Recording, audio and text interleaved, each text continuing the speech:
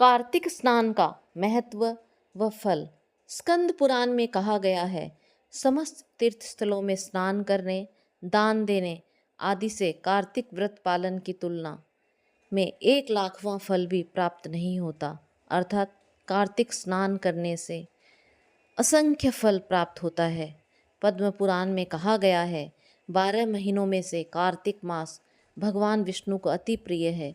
इस मास में यदि कोई भगवान विष्णु की थोड़ी सी भी आराधना करता है तो कार्तिक मास उसे दिव्य धाम में निवास प्रदान करता है। कार्तिक महीने में मात्र एक दीपक अर्पित करने से भगवान कृष्ण प्रसन्न हो जाते हैं। भगवान कृष्ण ऐसे व्यक्ति का भी गुणगान करते हैं जो दीपक जलाकर अन्य को अर्पित करने के लिए देता है। हे ऋषियों में श्रेष्ठ, कार्तिक मास में भगवान हरि की महिमाओं का श्रवण करने वाला व्यक्ति, कार्तिक महात्म्य सुनने वाला व्यक्ति सैकड़ों लाखों जन्मों के कष्टों से मुक्त हो जाता है।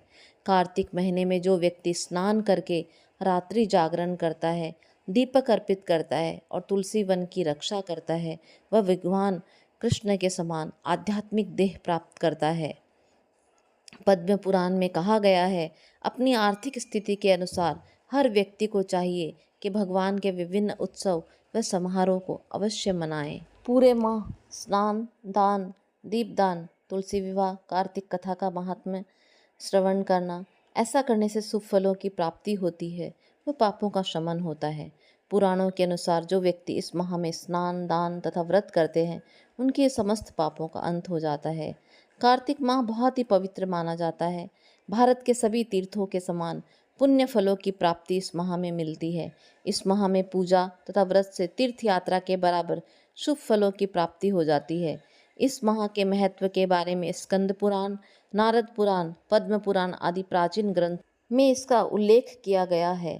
कार्तिक माह में किए गए स्नान का फल 1000 बार गंगा स्नान के समान, 100 बार माघ स्नान के समान और वैशाख माह में नर्मदा नदी पर करोड़ बार स्नान के समान होता है।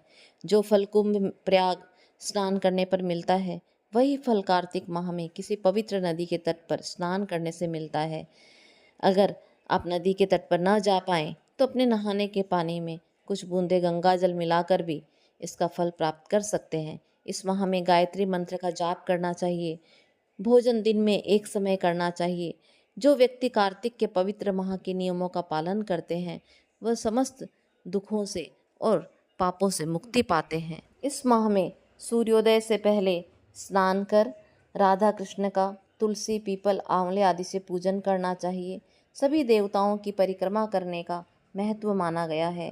सायंकाल में भगवान विष्णु की पूजा तथा तुलसी की पूजा करें। संध्या समय में दीपदान भी करना चाहिए।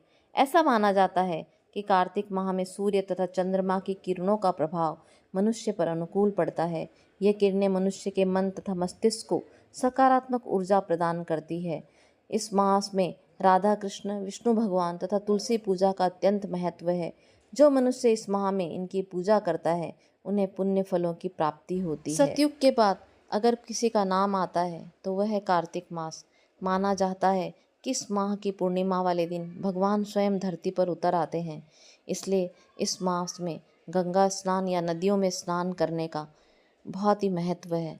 और यदि यह हमारे लिए संभव न हो तो नहाने वाले जल में कुछ बूंदे गंगा जल की मिला सकते हैं। कहा जाता है कि तुलसी के पास सुबह शाम दीपक जलाने से माँ लक्ष्मी और प्रभु विष्णु की कृपा इंसान के ऊपर बरसती है और उसके घर में अपार धन और वैभव की प्राप्ति होती है।